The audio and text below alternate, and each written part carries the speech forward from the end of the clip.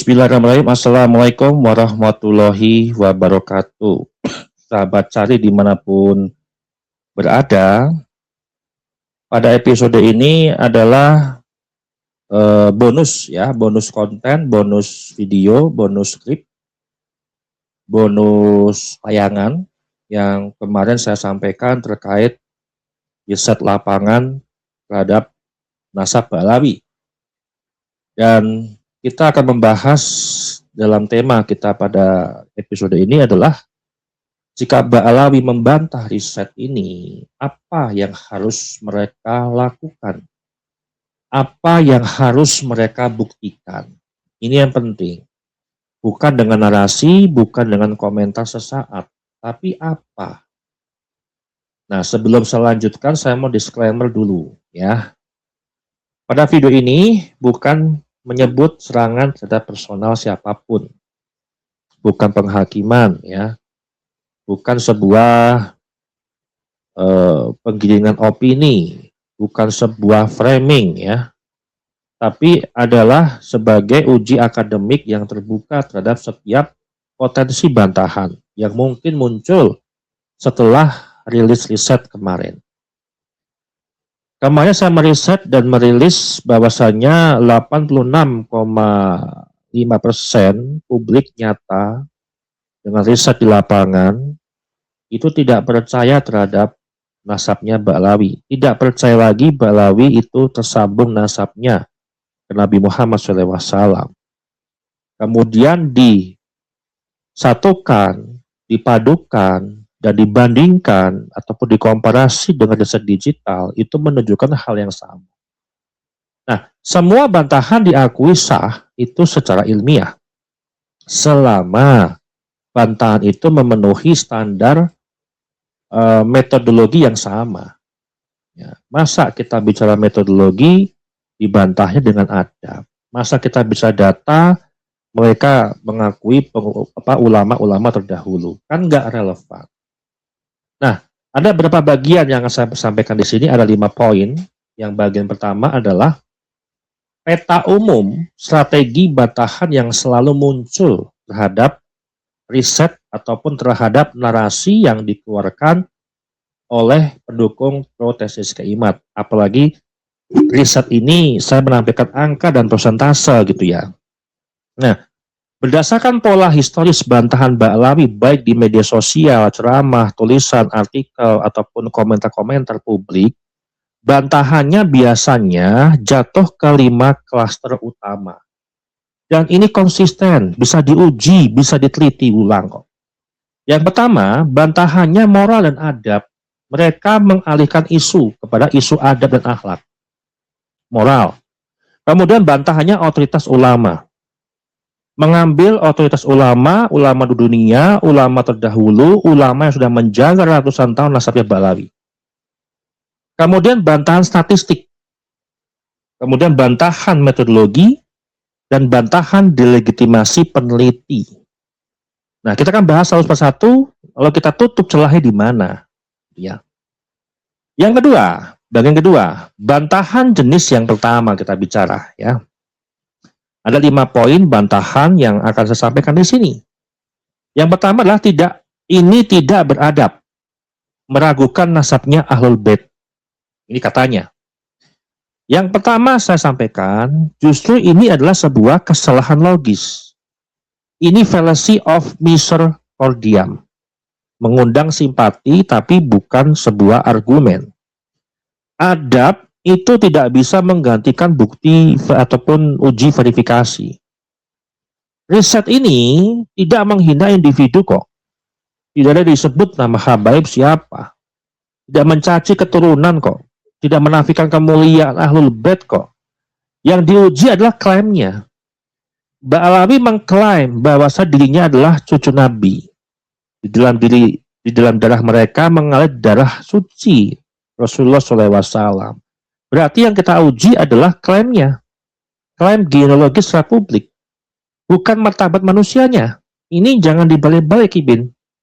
Ibin suka kebalik-balik. Jadi manusia yang diserang. Seolah-olah kita menguji nasabnya Ba'alawi itu kita membenci Nabi, membenci habaib. Itu Itu cara picik di dalam bernarasi. Ya, jika ada dijadikan sebuah argumen ilmiah, ya, adab nih, Ibn selalu mengalihkan isu kepada adab dan akhlak ketika berargumen, maka sebenarnya semua riset sejarah ya harus dibubarkan, nggak ada yang sah itu. Kemudian bantahan jenis kedua, ini yang penting, ini berulangnya hampir konsisten dan hampir sering, hampir digunakan. Ulama besar sudah mengakui nasab ini. Ini justru kesalahan metodologi. Ya, ini kalau kita bicara otoritas tidak berbanding lurus dengan validitas data. Kalau kita bicara pengakuan ulama, tidak setara dengan uji genetik, tidak setara dengan audit silsilah, tidak menggantikan verifikasi independen. Nah, kalau ingin membantah, ya silakan ajukan. Siapa ulamanya, tahun pengakuannya, sumber data yang dipakai apa, metode verifikasinya apa. Kalau nggak ada, ya bukan bantahan ilmiah. Emang pengakuan hanya menyebut nama Fulan, Habib Fulan, bin Fulan, itu disebut isbat. Kemudian bantahan yang ketiga. Ini yang paling unik, yang sering saya temui di beberapa komentar, ya banyak lah, setiap video-video riset saya kan semua kan riset tuh, penelitian ya. Ini sering saya temukan. Sampel riset terbatas, tidak mewakili, metodologinya salah, datanya ngaco, masa data publik digital dijadikan acuan data nyata. Loh, ini saya sudah melakukan data lapangan. Bahkan saya sudah masuk ke dalam komunitas kibin-kibin juga untuk diberikan kuesioner. Dan ini terarah. Justru ini objektif ke berbagai macam lingkaran, tidak hanya lingkarannya keimat, tapi seluruh lapisan. Riset ini saya katakanlah 201 responden. Margin of error-nya 6,9%. Jelas disebut, bukan klaim populasi nasional. Fokus lingkungan NU, ya, semua keterbatasan diakui sejak awal. Kalau ingin membantah, ya tunjukkanlah riset tandingan. Sampel lebih besar, oke, dari 201 misalkan 1.700 atau 2.200 atau mau 10.000 silahkan. Nggak masalah kok. Metode lebih kuat, monggo silahkan. Variabel lebih kaya, oke, silahkan. Ya, tapi itu tanpa itu semua nih teman-teman, tanpa yang saya sampaikan tadi, sampelnya harus besar, kemudian metodologinya ada, lebih kuat atau variabelnya lebih dibanyakin. Tanpa tiga hal tadi, ya opini bukan koreksi. Asumsi Anda doang, bukan sebuah koreksi di dalam kita meriset. Ini yang selalu mereka lakukan di dalam berkomentar. Ya. Kemudian bantahan jenis keempat, data digital itu tidak sah. Oke. Mereka ngomong begitu tuh. Masa mau mensurvei orang data digital, data sosmed, ya itu sering banget disampaikan tuh. Apa nggak bosan tuh meneliti sosmed ya terus, kan? Nah, saya katakan dan saya jamin itu Anda adalah kesalahan konseptual. Kenapa saya katakan salah konseptual? Ini berarti Anda menolak ilmu sosial modern. Nah, ini yang payah nih, ya. Sekolahnya kurang lama. Analisis diskursus digital dipakai di jurnal Q1. Digunakan untuk pemilu juga, radikalisme, agama, dan sudah mapan metodologinya. Riset-riset seperti ini yang saya sampaikan, konten-konten saya itu, memisahkan data lapangan dan digital kok. Terlebih yang kemarin saya sampaikan, ya. Data lapangan dipisah, digital pun juga dipisah. Tidak mencampur angka secara mentah, nanti akan bias itu nanti. Itu akan cacat logika dan akan cacat metodologinya. Kemudian mengintegrasikan narasi, bukan prosentase. Ya, kalau misalkan kita bicara riset digital, itu berarti yang disalah narasinya, pola narasinya. Ya siapa suruh kipin-kipin ini bodoh untuk bernarasi. Kalau pinter narasinya, yang akan muncul angka. Ya, kalau narasinya itu pinter, narasi keilmuan, narasinya itu adalah metodologi, narasi itu data, fakta, ya itu akan muncul beda hasilnya. Ini kita bicara. Kalau menolak data digital, berarti menolak realitas publik hari ini. Itu yang penting. Kibin-kibin harus dengar harus banyak literasi, ya, harus banyak pengetahuan terkait digitalisasi. Hari ini zaman canggih, zaman serba sekarang semua digital. Harus mau beradaptasi, bukan hidup di zaman purba, ya.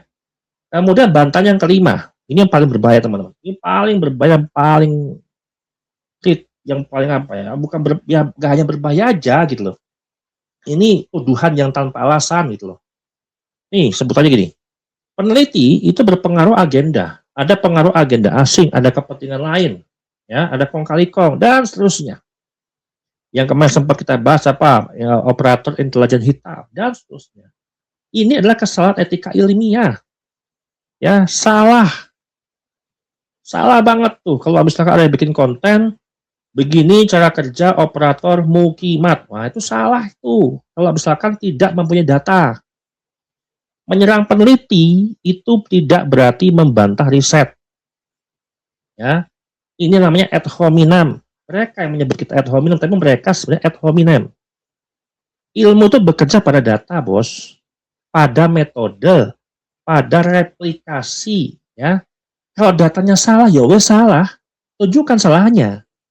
Ya, kalau misalkan betul pendukung Balawi, pendukung Kemat itu operator intelijen hitam, ya tunjukkan datanya. Nggak salah kok. Anda menunjukkan data itu nggak salah kok. Itu lebih enak dan kita bisa lebih interaksi dalam membantah. Kalau metode lemah, ya tolong ajukan, ya ajukan lebih kuat. Pembandingnya apa? Nah, motif pribadi tidak membatalkan angka, bos. Itu aja. Ya, motif pribadi tidak akan membatalkan angka apapun caranya. Ketika kita bicara motif pribadi itu tidak akan pernah namanya membatalkan angka. Hasil tidak akan pernah dibatalkan. Oke? Nah, kalau Mbak Alawi membantah secara sah, saya kasih syaratnya aja, cuma 5. Cuma 5 saya kasih syarat untuk membantah. Ya. Silakan bantah data saya yang pertama dengan data set terbuka. Kita open data. Yang kedua, metodenya jelas. Jangan hanya bernarasi atau penggunaan diksi atau istilah-istilah yang secara orang awam itu tidak pandai, intelektual, padahal kosong, datanya nggak ada. Jelas metodenya. Yang ketiga, margin error-nya itu disebutkan. Kemudian sumber verifikasi pun jelaskan dan tanpa stigma adat. Hilangkan variabel-variabel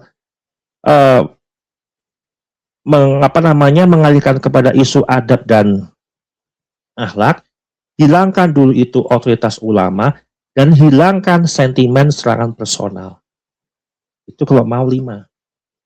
Coba bikin video dengan 5 syarat tadi, dataset terbuka, ya, metode jelas, margin of error disebutkan, kemudian sumber diverifikasi, kemudian tanpa ada stigma-stigma tadi saya bilang 3 variabel, ya. Kalau itu nggak ada, ya, teman-teman, nih semua yang bisa menyaksikan di video saya, itu saya jamin bukan bantahan ilmiah. Wes gitu aja. Mereka tidak mampu membantah apapun data itu. Saya hanya meriset di dalam bidang saya, di bidang sosial komunikasi publik dan digital sosial. Ya silakan kita bicara. Gitu kan? Bukan bantahan setelah itu. Nah, pertanyaan-pertanyaan tadi itu yang bisa saya berikan, ya, poin-poin 5 bantahan-bantahan tadi, itu sebenarnya adalah potret dari ketidakmampuan mereka di dalam memberikan sebuah bantahan secara metodologis. Ya. Mereka ingin kuat secara data, namun mereka terjebak di dalam olah kata. Ya, terjebak di dalam istilah-istilah yang membingungkan. Sehingga publik itu bengong, publik itu tidak paham, akhirnya pendukung Balawi itu blunder sendiri. Dan riset ini tidak menuntut publik untuk tidak percaya, riset ini hanya mencatat bahwa publik sudah tidak percaya lagi terhadap klaim nasabnya Balawi. fakta sosial itu bukan propaganda, deskripsi itu bukan provokasi, dan data itu bukan sebuah opini. Demikian dari saya akan ucapkan wassalamualaikum warahmatullahi wabarakatuh.